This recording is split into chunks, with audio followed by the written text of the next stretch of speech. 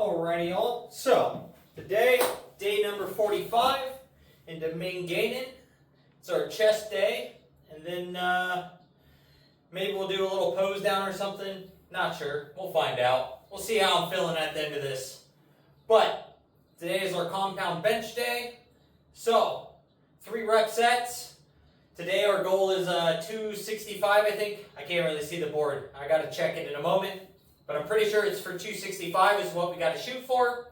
So let's go ahead and get into this and see how we can get it done. So this is just our first warm-up set.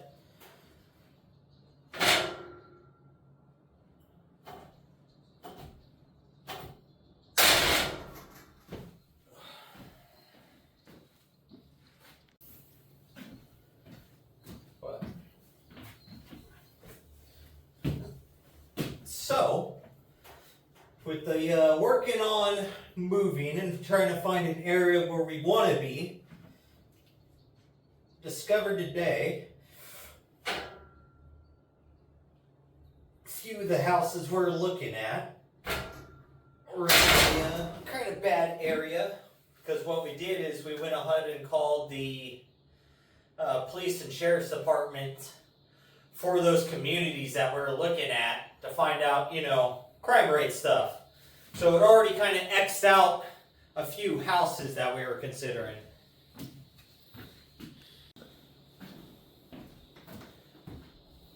But with, kind of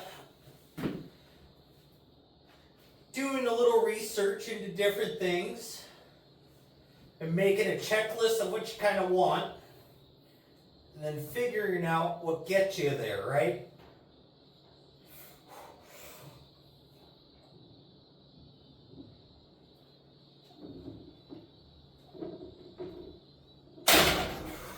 That kind of applies to fitness and dieting too, Like, when you're trying to set up your diet, you've got to figure out, okay, how many calories do I need to be at? That's kind of looking at like the area you want to be, right? And then it's like, okay, well, we can't have candy bars. So now you're knocking off, certain towns because for whatever reasons. And then it's like, okay, like these towns here are where we kind of want to be. And that's going, meats are good, dairy's good, some grains are good depending upon what you're consuming there. Fruits, vegetables, good. But then you got to start going, this one's a little high in carbs for its calories, and it doesn't have enough fiber. Or, this pork has carbs in it, and so I'm not getting enough protein for the calories. So that's kind of out. So now you're narrowing down neighborhoods, right? So everything in life has like a start point and then like a flow chart to get you locked into where you need to be.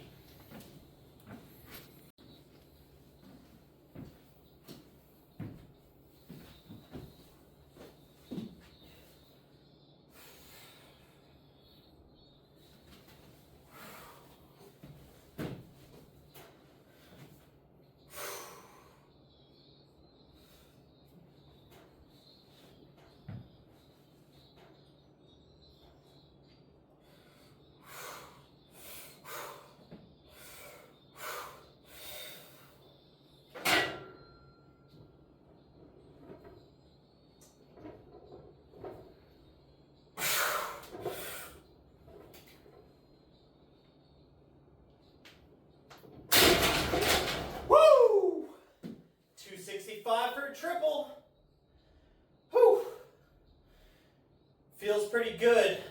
I did kind of lift my butt a little bit on that last rep, and I felt the load start to transfer into the front delt. So it was right there, chef's kiss on getting that done. But that means next compound bench day, 270 is the goal. Whew. That makes me feel good though. Moved up another 5 pounds, a little bit at a time, and I think that's probably my heaviest triple in, not sure if it's since I started working out again, like 2 years ago, 2.5 years ago, but it is definitely my heaviest triple I've done in the last 1.5 years for sure. So that makes me excited. That's just that little bit closer. 265 for 3. We're 50 pounds away from 315. So 5 pounds a week doing triples. That's what do we got? 10 weeks, 2.5 months. Woo, boy. That makes me excited.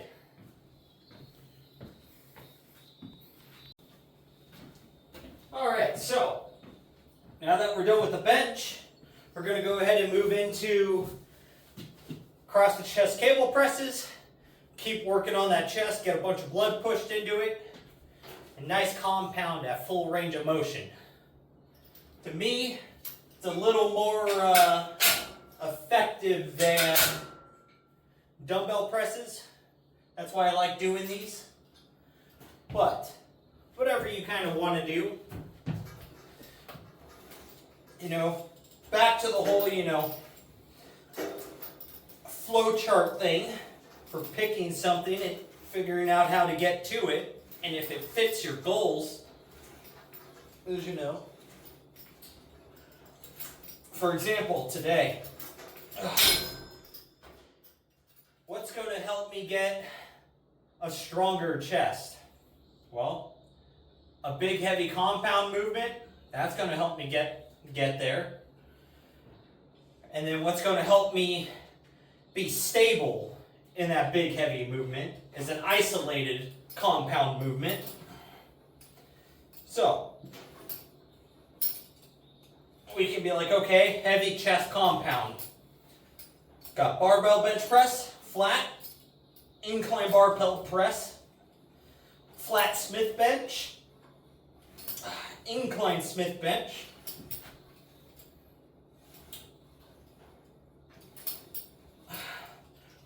are all going to be 4 very good movements for building the chest for strength, as well as a press machine that has both sides locked together and not isolated. All of those are going to allow you to continuously overload them week after week or every other week, whether it's adding another rep or adding some weight. You're going to be able to get more and more and more. And eventually, it's going to be heavy, right? So, with that, it's a very good way to build strength overall. Then for that stability that you want while lifting heavy, as well as that isolation side to side to making sure your left side and your right side are just as strong as each other, so that way you don't have an imbalance and you hurt yourself lifting that big heavy compound. You go convergent press, whether it's incline or flat, but so that way each press arm is separate from each other and isolated. Something like this where you got a cable press. You can do cable flies. I don't think it's going to build as much per se on the strength side of things, but they are very good for developing a large chest. They will put size on you. It's very hypertrophy based versus strength. So that kind of checks those boxes off. So it's building that shoulder stability, especially if you're doing something like a dumbbell incline press, dumbbell flat press, cable presses where that weight's just on you. You have to keep that thing stable versus being in a machine on a solid range.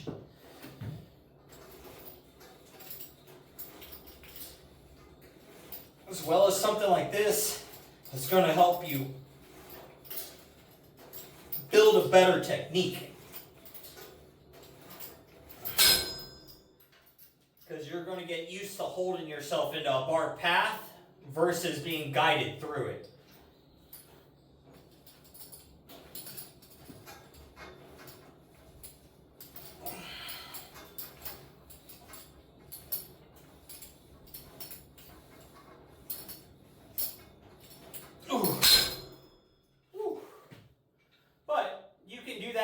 every single muscle group. So that's one way to help narrow down, like, okay, I need something for strength. I need something for stability under strength. I need something for range of motion, and I need something to get bigger. And then you kind of plug in the exercises that feels good for you to do, that doesn't make your joints hurt, that you're not working a bunch of extra muscles versus what you're trying to target, because you want to make sure you can feel the muscle you're trying to work. And that's going to allow you to make progress. And then the point of, can I overload it? Can I add more reps to this? And so on. So it's got to have that progressibility, right? So when it comes to making a workout plan, it's not super hard, depending upon what goals you have. If you're looking for strength, you're looking for a strength movement. If you're looking for size, you're looking for a hypertrophy movement. And then you're going to start playing with them and seeing how to dial it down, and what rep ranges, set ranges, and all that is getting you further and further down that line of progression the fastest.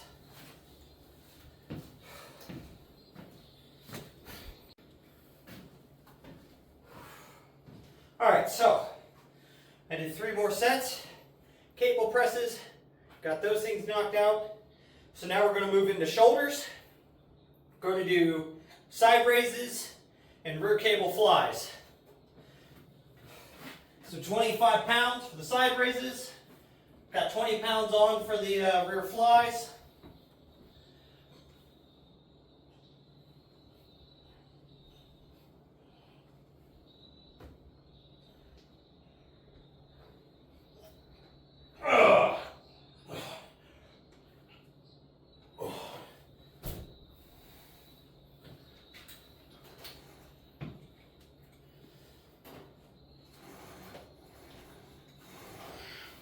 But, so now the same thing can be said, for your diet.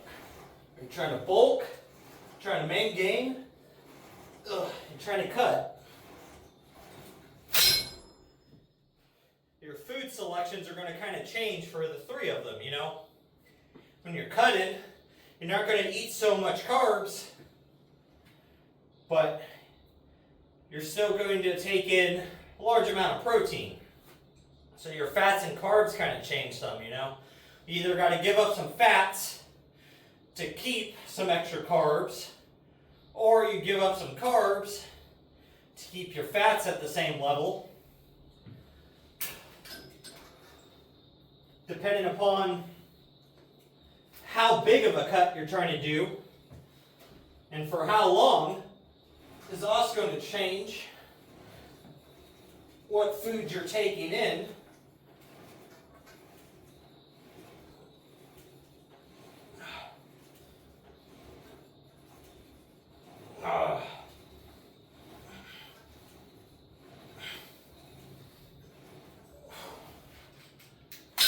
But then if you're in maintenance, you're kind of just taking in a little bit of everything. And not so much that you're gaining weight, but you're kind of staying the same. You might be getting a little leaner, but you're putting on muscle at the same time. So, slow body composition differences. You might lose a 1/4 pound of fat and put on a 1/4 pound of muscle every other week. But overall, your weight's kind of just staying in the same 1 or 2 pound window. And you might have yourself a little cheat meal or something one day. Or you might slack off, not eat all that much one day, and it's not going to matter too much. You're just kind of chilling. Then you got the bulk, where you're going to add in some extra carbs or maybe some extra fats, or you're going to keep your diet nice and clean, and at the end of the night, eat a bowl of ice cream or a bowl of cereal or, cupcake or something, and increase that calorie intake by 200 or 300 calories over maintenance, and you're going to slowly start putting on some weight as you go along.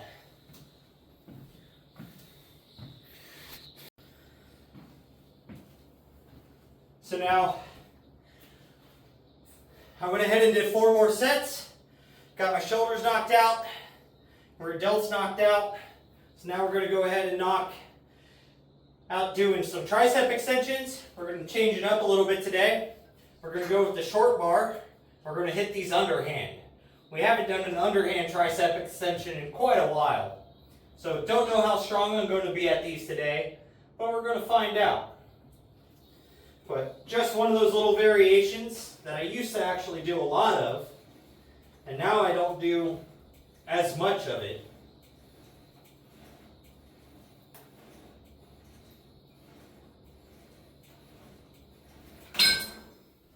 But feel pretty good. So we're just going to move the weight up as we keep knocking out sets and see where it takes us. But, so you know, this approach to everything, you can apply that to just about everything in life, really. You know, like when you're starting out and you're trying to get through a career, you know, you're going to start somewhere in the bottom and you're going to figure out the stages to move upwards.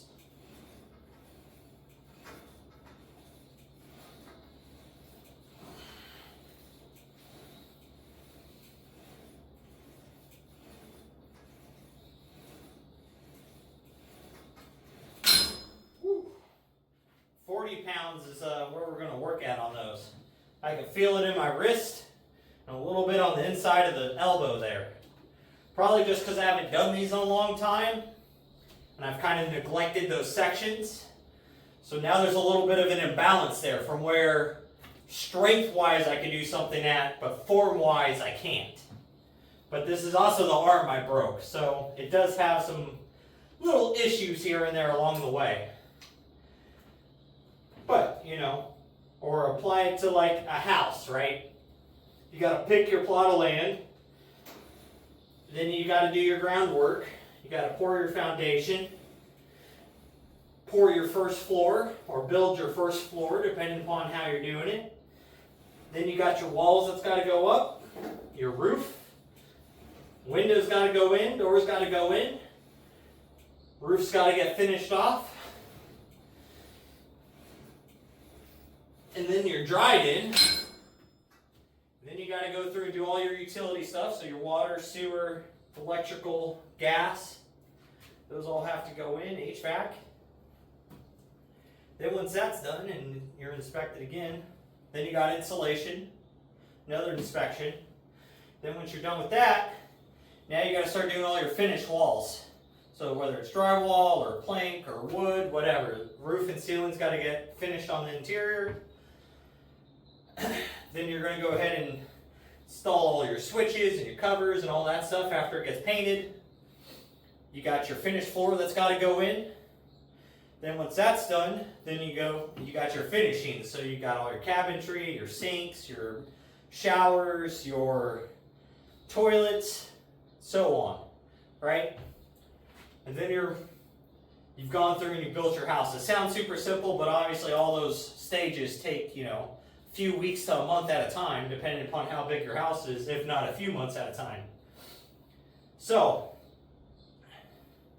everything's got a start and an end, and you can plug in the things that'll make the progress the best or the easiest or the fastest to get there. So it's kind of, on that aspect of things, it's kind of like when you work on a car. You get to pick three: good, cheap, or fast. If it's cheap and fast, it's not good. If it's good and cheap, it's not fast. If it's fast and good, it's not cheap, right? So that right there applies to everything. If you're in the gym and you're trying to lose weight, right, and you're doing nothing but cardio and you're starving yourself, it's fast progress, but it's not quality progress. If you're trying to get swole and you're slamming a bunch of gear, but you're eating everything in the cupboards, all the cookies and milk and carrot cake and whatever, you're going to get fat as fuck. You might get strong, but you're going to be fat. So again, it's fast, but not good. So everything has its path to equal quality. So it's how much do you want to sacrifice to make the quality happen? Because in the end, quality over everything is what you want to achieve. So it might take you a little longer, but your results are going to be better.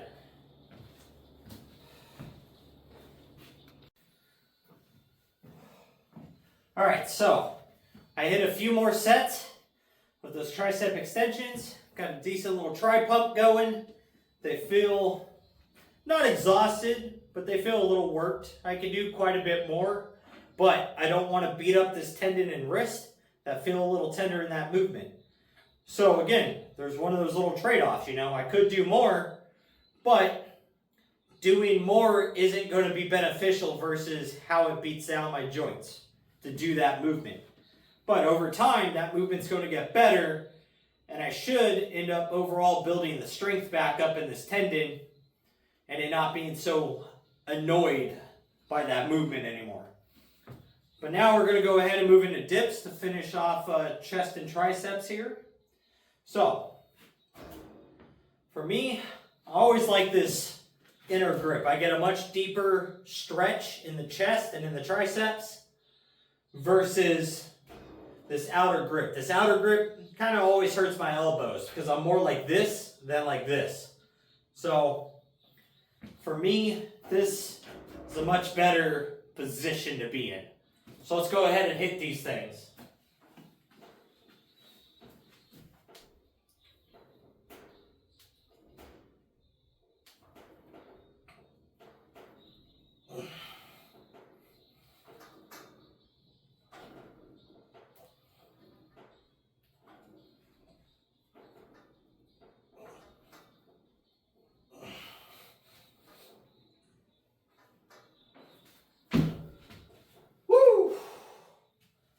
Man, I tell you what, doing dips now feels so much better than it did 45 days ago when we started actually throwing dips back into our training.